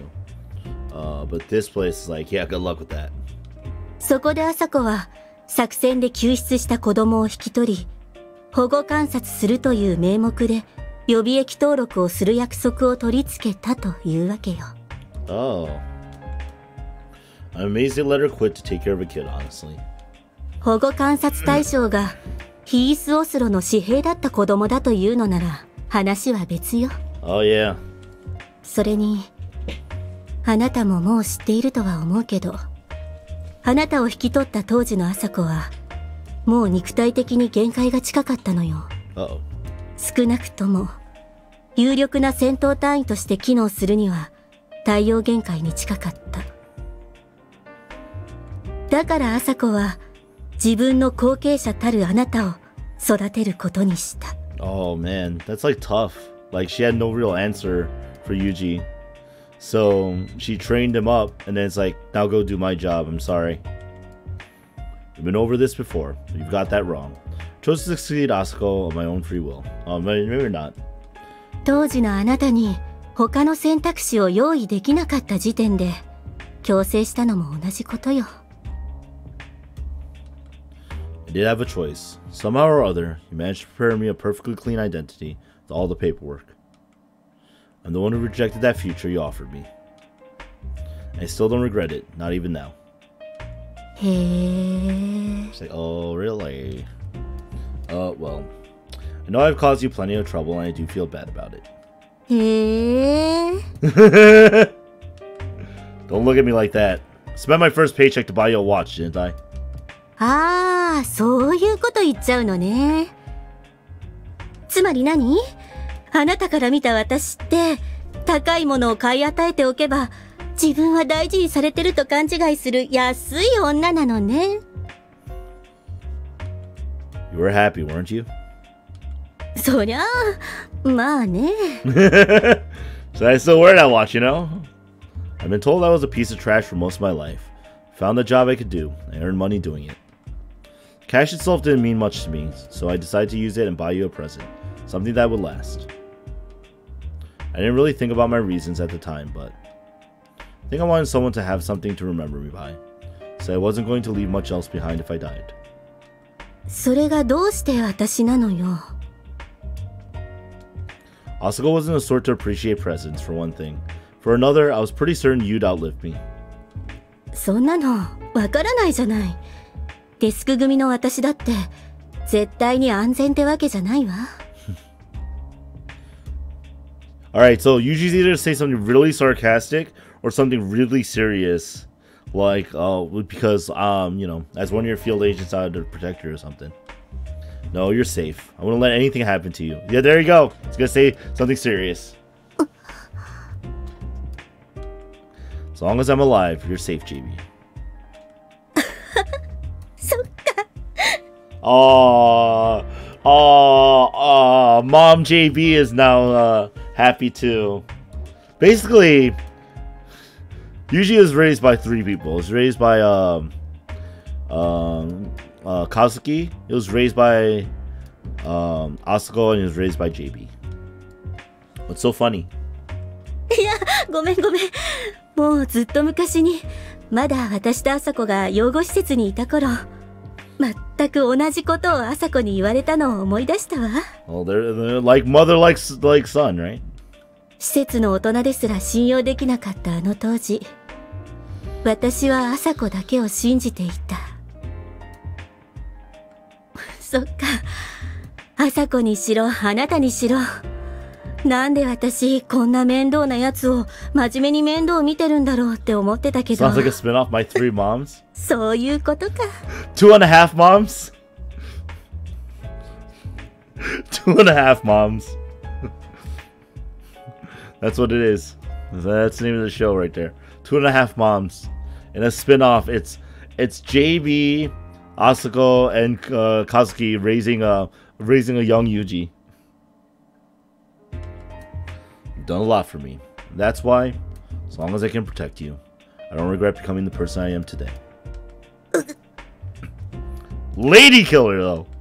やばい。私今この子にプロポーズされたら絶対に断れない。You alright there, JB?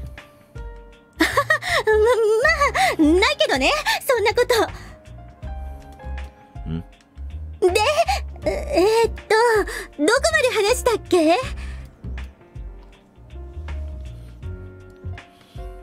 We were up to the point where Asako told me about her job. It wasn't as if Asako was particularly secretive in the first place. After that conversation about her job, she stopped hiding things from me entirely. One morning, she actually began to do maintenance on her rifle right in front of me, puffing away at a cigarette, no less.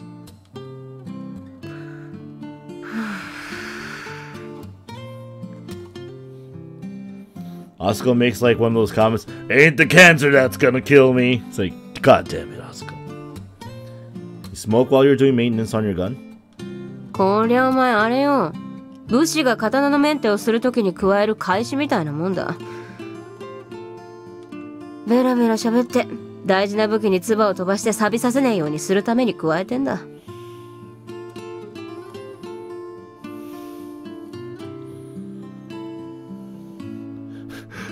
You're counting Oslo as well? I'm not sure if I count Oslo as a mom. You, at the very least, he'd be like the really bad uncle. Where all the moms like, get out here, get out here. You seem to be talking anyway. 酒を飲みながらやってない分まだマシだろ? Just trying to watch out, you know. Well, I guess that's true. Anyway, I'm a little surprised you used such a beat-up old rifle. 私はアメリカで仕事をしていた当時からずっとこれだ。設計は古いが信頼性は高い。Make the Grisaia spin-off. What is this Grisaia spin-off number like 5 now? いいかユージ、覚えておけ。戦場での新兵器なんざゴミだ。実績があって使い慣れた武器が一番いい。I mean that's true for like most forms of combat. Like, you know, the weapon you're most comfortable and most familiar with is the most reliable always. And you might be like, well, what if they make this really awesome weapon? I'm like, well, you're not going to be fighting with it right away. You should become familiar with it first. この M40A1 ってやつはマリンコなら誰もが一度は経験する銃だ。言ってみりゃフル女房が一番ってことだ。わかるか? I don't think Yuuji understands. Not in the slightest. Yup. お前、銃は撃ったことあるのか? Yeah, they taught me the basics at Oslo school. じゃあ、撃ってみるか。Asako was probably only half serious. I think it was just another of her whims. I didn't give it too much thought myself either. Suppose it seemed like another form of recreation, a way to kill some time, nothing more. Also didn't like guns very much, so they'd never been a major focus on my education. But I did remember that, based on my limited experience, I wasn't half bad when it came to sharpshooting. よーし。標的は前方300。岩場に潜んだ三兵。見えるか? 300? Training of this sort, in such a heavily forested area, 100 meters would be standard distance. And for newcomers with limited experience, you'd almost always start off at 25. 300 was beyond absurd. Felt like she set this up for me to play around, assuming I couldn't hit the target either way. That condescending attitude kind of ticked me off. 300 ahead isn't specific enough. Give me an azimuth. 生意気な。Raising an eyebrow, Asako looked down at the watch on her left wrist and checked the bearing on my target. Vector 045 高度158気圧738気温32射距離のレーザーもいるか You have one? ゴルフ用でよければな I'll pass.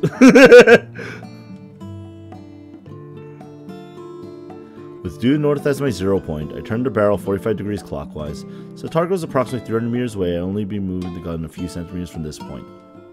Searching for the rocky area where I find my target with my left eye, to locate it, immediately pushed my right eye to the scope. A few careful twists of the zoom ring brought my target into focus. A beer can Asako had emptied not long ago, perched demurely on top of a huge boulder. The naked eye was a nearly imperceptible speck. Through the scope I could read the brand name printed on its side. I've got it. そうか。じゃあ自分のタイミングで撃ってみろ。Okay, one shot for starters. The instant I brought my finger to the trigger, pulled my eye away from the scope. As I applied pressure with my entire right hand, the trigger scraped against the sear, releasing the hammer at the let-off point. The bullet that burst out of the rifle's barrel flew well wide of the mark. Saw a small cloud of dust rise where it landed, short of the target and slightly to the right. ブブハズレ Boo hazard. Sniping minigame? There you go. Peering through the spotting skill, Asako cackled at my failure. I found myself pouting slightly. This thing isn't properly aligned. 銃に文句をつける前にてめえでどうにかしようって根性を見せろよ。I'll get it next time. お、やってみろ。当たったら何か景品をやるぞ。Hey, prize, yo. The prize involved?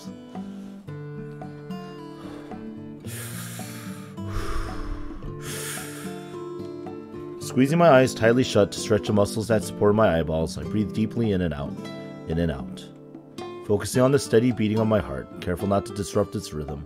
Pressed my eye to the scope once more. The instant my eyes settled against that rubber cup, I feel my soul leave my body and soar to the target 300 meters ahead of me. A quiet wind was blowing. As I lay there, feeling it against my skin, the air seemed to take on tinges of color. For a long its flow, its eddies. It was as if the can was right in front of me, inches from my nose. All I had to do was move my hand. I could brush it with my fingers. No need to hit my target. I just touch it. The bullet in that rifle's barrel was an extension of my fingers. I was going to touch that empty beer can.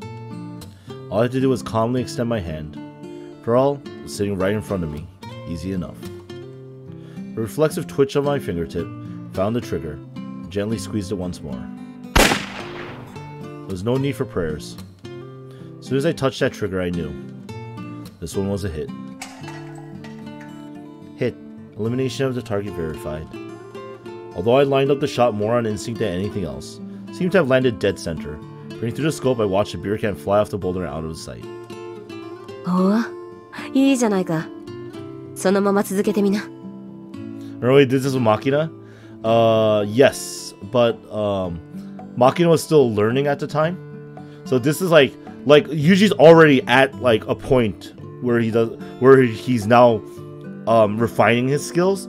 Machina was learning, so that's why Yuuji served as her spotter. Obviously, in the Machina after route, where she is the second 9029, it's a little bit different. It's still very different. I mean, like, you're talking about a person who had to learn from scratch, who has a talent for it, who happened to have a talent for it there. Whereas Yuuji, we didn't really learn whether or not he had a talent for it, other than they're like, yeah, he was good at sharpshooting, and him proving that he's good at sharpshooting now. What's my prize? そうだな。まあ、そのうちおもちゃを買ってやる。次の標的は右7度、距離240だ。右肩用意、左肩用意、射撃用意。I like how Asako set all this up too. No, I'd still say doing the parallel to make a Machina snake is a better parallel and a lot funnier. I hadn't fired a gun in quite some time. Definitely wasn't an unpleasant feeling. Sound and feedback didn't really excite me either. If anything, I felt calmer with every shot. A ripple of emotion in my mind slowly faded away, leaving it as tranquil as a pool of still water. Skilled snipers sometimes come to think of their rifles as a part of their own bodies, but for me it was kind of the opposite. Rather than the gun becoming a part of me, it felt like I was becoming part of the gun. I was just one piece of a cold metal machine, a simple mechanism that aimed the rifle and pulled the trigger. Simplicity of it was addictive. The difference between a hit and a miss felt surprising in its clarity. After that day, I began to carry Asako's rifle with me on my daily morning run. Let's go, John. Yo, John's older. Look at her. Aww. You know I'm not gonna relent, right? A gun against my shoulder, a dog at my side, ran around the wooded mountain. I remember Asako laughing, saying that I looked like some sort of frontiersman. Of course, this was all just a game. In the middle of my run, I stopped to give John her breakfast. Once she was finished, I hung the empty can of dog food from a tree with a string. After that, I ran a decent distance away, found what felt like an appropriate point, and immediately assumed a prone firing position there. Ready, John? I'm going to fire. Heeding my warning, my dog brought her front legs together and lowered herself flat to the ground. Bringing the empty dog food can into my crosshairs as it swayed in the breeze, I quietly steadied my breathing.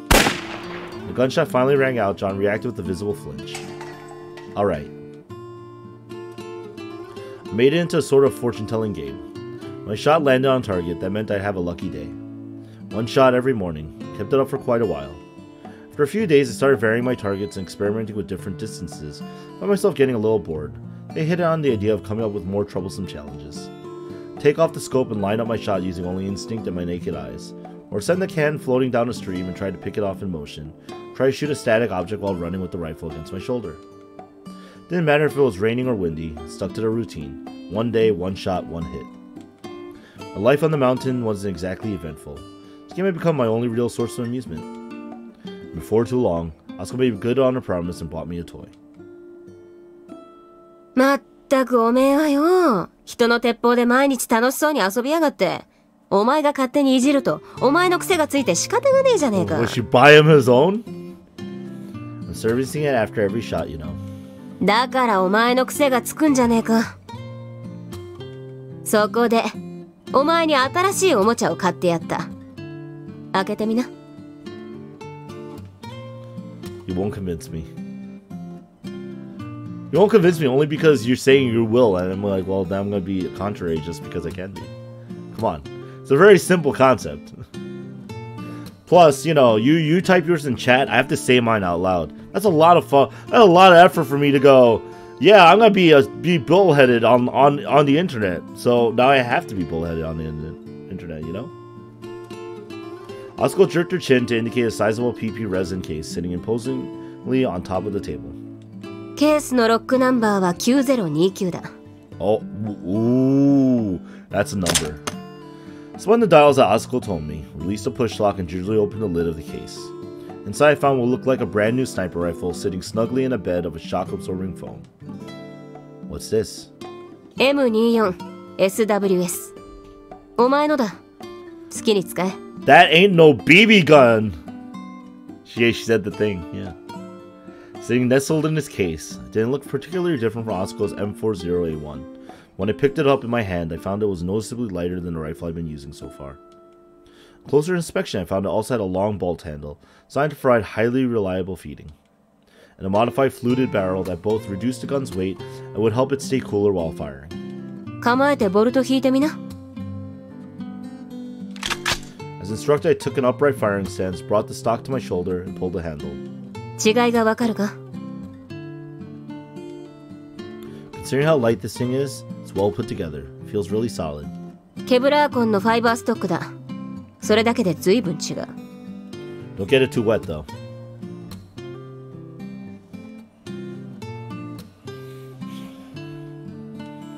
It seems like there's a lot of fancy features too. Wasn't this expensive?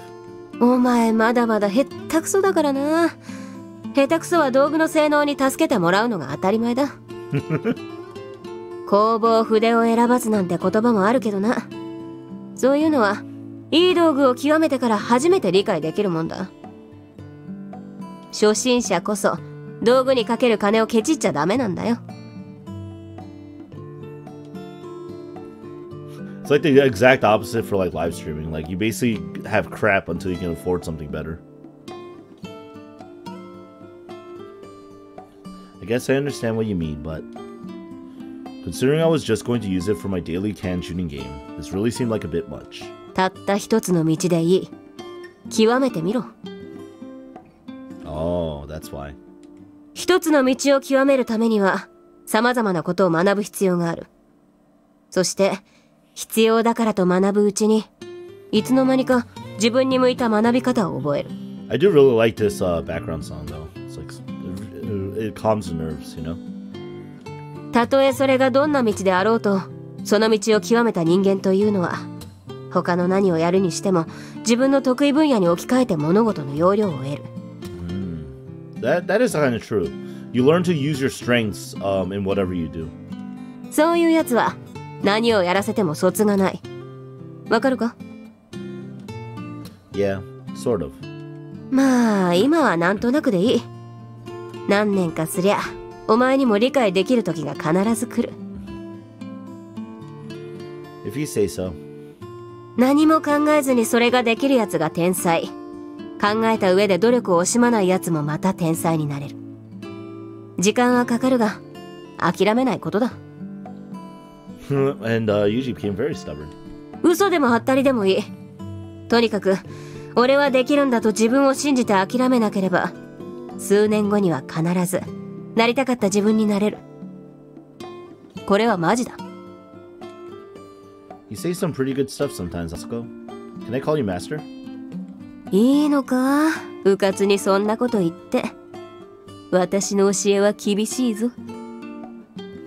As long as you try not to actually kill me. Kusakawa Asako was definitely an important part of my life, but surprisingly difficult to find the exact role she played in it. It'd be easy to use the word guardian, but really, she was so much more than that. I don't think she was a mother or a big sister to me, much less a father. So at the end of the day, if I had to pick one word, I'd say she was my master. Shisho. おい見ろユージ。JB に頼んで経済産業省届け出済みの納豆弾を250発ももらったぞ。こいつで狩りに行くぞ。準備しろ。Oh yeah, can we also talk about the fact that Yuuji's been firing rifles like a bullet every single day? And these are bullets they're firing in Japan. Just saying. What? はあじゃねえよ。狩りだ狩り。鹿狩りだ。泊まりになるぞ。テントと寝袋の用意をしろ。Okay. The moment an idea popped into Asako's head, she'd spring right into action, often dragging me along in her wake. But even so, can't say I dislike spending time with the woman. Day 1 of our expedition into the forest. Looking back on it, I think the first thing I learned in my time with Asako was the art of brewing coffee. Normally, she was happy enough with anything bitter and caffeinated, even the canned stuff. But on camping trips, she always opted for drip bag coffee. Pouring heated water slowly into a cup, I watched the ground beans swell inside the bag. Took some care to extract their flavor properly. Sometime before, Asako had shown me her method, claiming that the ritual of brewing coffee was enjoyable in its own right. And after that point, I'd taken over the job entirely. うめえな。日本の缶コーヒーは世界一うめえけど、やっぱドリップは匂いが違うな。匂いがよ。You know, I would disagree, but no, Japan does have some really good canned coffee. And I also agree, you know, having your own freshly brewed cup is really nice. Honestly, I'm not sure how she could have appreciated the smell or taste of the beans, considering the way she puffed at her cigarette after every mouthful. Asako herself always claimed that cigarettes added flavor to her coffee, but the way I saw it, she was just a nicotine addict. The coffee would probably taste a lot better on its own. いいかユージ。コーヒーを入れるのがうまいやつは軍で出世する。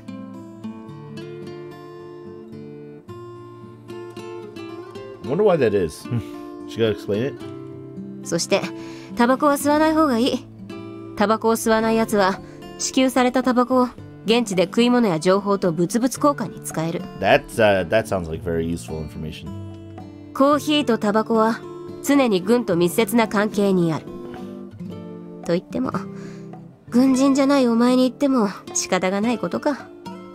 I mean, you know, they said Asako she has a Marine issued sniper rifle, but she's wearing an Air Force jacket.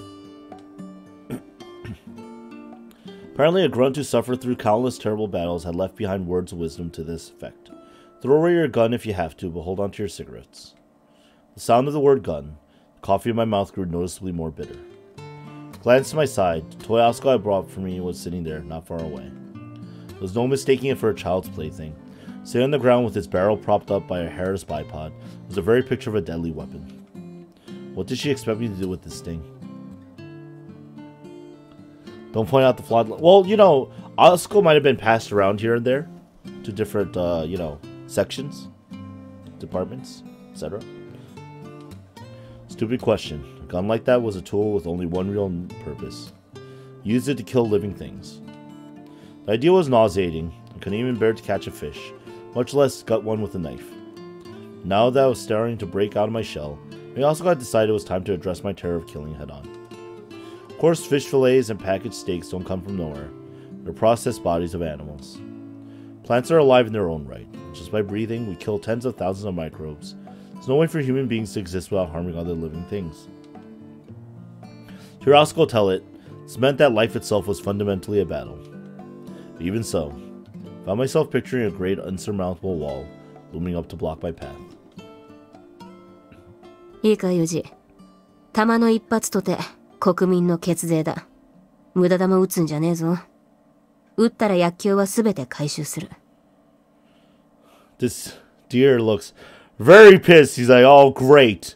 I'm showing up in this visual novel. They gave me a role in a Grisaia visual novel, and here I am. Big fucking deer over here. Gonna get shot. Get my brains blown out for these punks. These punk-ass Japanese. How dare they? I don't know why I sound like this. They got me from New York. I auditioned for this role. Melt into the forest. Control your breathing. Approach without betraying your presence. Kill your prey with a single shot. All sounded simple enough, but killing a living, warm-blooded animal felt like an impossibly tall hurdle. She wanted me to shoot the deer. To take its life. Once it was dead, we turned it into meat. I understood all of this was natural. My head was still reeling. My belly was still churning with acid. So all I could do not to vomit.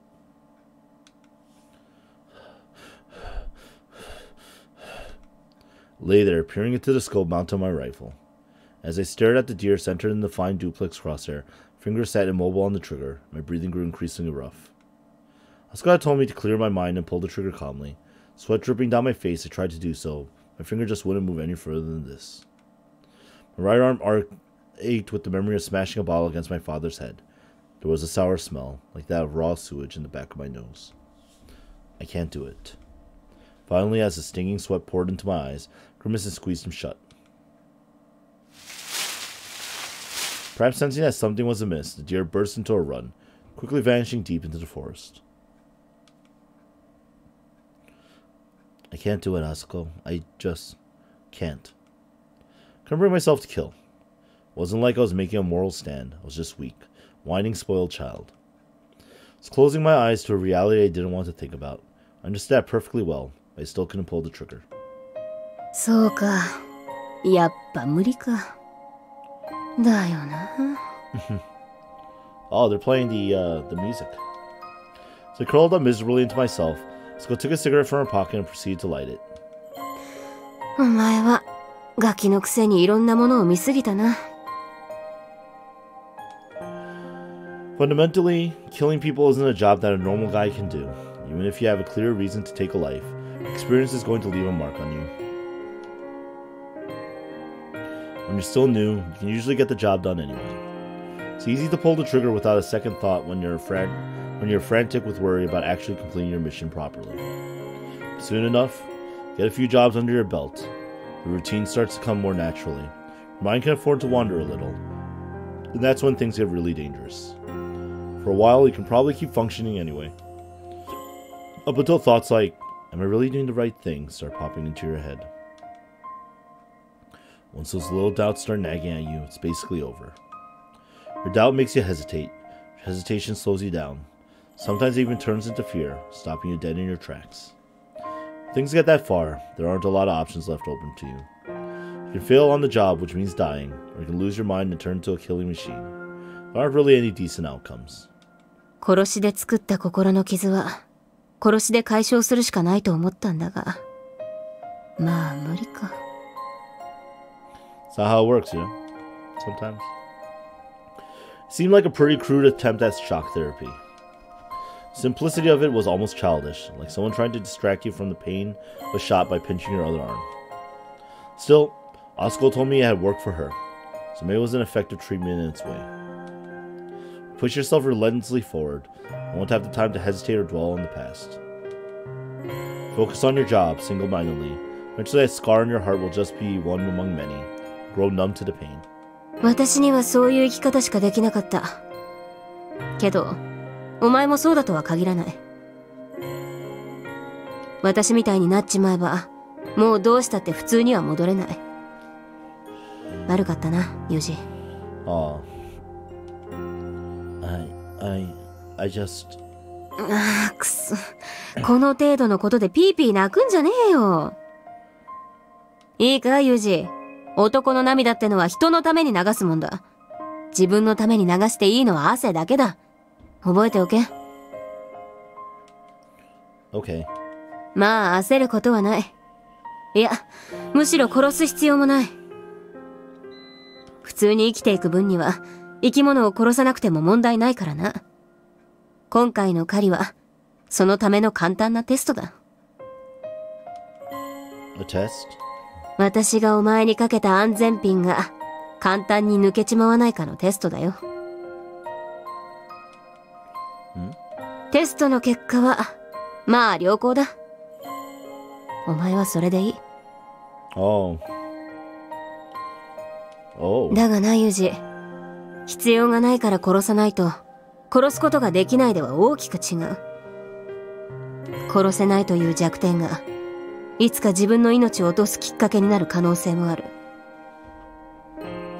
しかし、そんな可能性が限りなくゼロに近い生活に戻すために、こうして山の中でリハビリを続けてるんだから。私がお前にさせたこのテストは、あくまでも懸念に対する保険のようなものだ。どうしても殺せないのなら、殺さずに済む方法を探せばいい。それだけのことだ。There you go. I failed to live up to Asako's expectations. Now she was actually comforting me. That only made me feel more miserable. I almost wish she'd just jab me in the forehead and make fun of me. Probably would have been easier to take than this. I'm a coward. 人間なんて、臆病ぐらいでちょうどいい。バカと英雄は早死にするもんだ。Maybe that was true, but at this rate, I'd never be able to protect anyone I cared about. Face to face with my own helplessness, I found myself sinking back into depression. Spent that night out on the mountain as well. It's odd, the way human minds work. Even when they set up camp in a wide open space, they'll end up sleeping under a tree or next to a rock wall. Without some sense of enclosure, it's hard for us to rest easy. Might be an instinct left over from the days when we lived in trees to protect ourselves from predators. Maybe even a subconscious yearning for the confining protection of a womb. Come to think of it, my hiding places were always pretty cramped. The closet where I waited out my father's drunken rampages was barely big enough for me to squeeze into. And the sense of confinement was oddly comforting. Maybe tiny spaces like that were something like a security blanket for me. At night, my dreams always followed a predictable pattern. I found myself in a vast, quiet mansion. Its floors covered by a thick rug. The lesson here is sometimes you gotta kill. No. The lesson here that Yuuji is trying to teach himself is there's a difference between, well, that he's trying to learn from Asako is there's a difference between someone who's prepared to kill and someone who kills. You don't have to be a killer, or be someone that kills, to be prepared to kill. And that's the distinction you have to make. Hopefully, if you are prepared to kill, you never use that preparedness, you know? Eventually, the sudden chiming of a clock on the wall broke the silence. Startled, I began to run. Someone was chasing me. I didn't know who it was, but I knew I had to flee. Panicked, I ran through the huge mansion and ran down. A great heavy door appeared before me. Pulling it open, I leapt into the gloomy room beyond.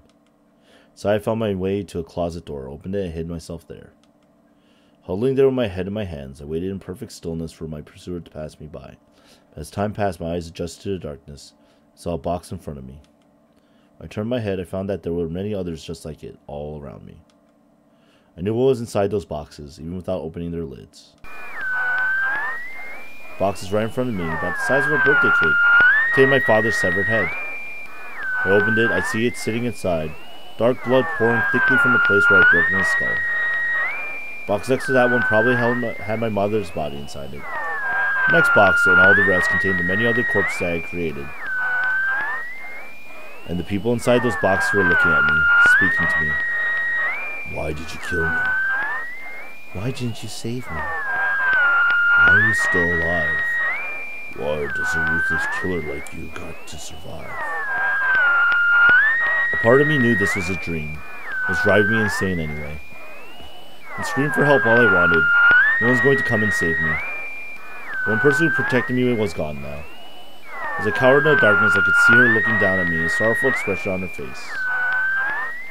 Kazuki. My voice couldn't reach her. Even if it did, there was no way for her to help me now. It's happening all over again. Nothing I could do.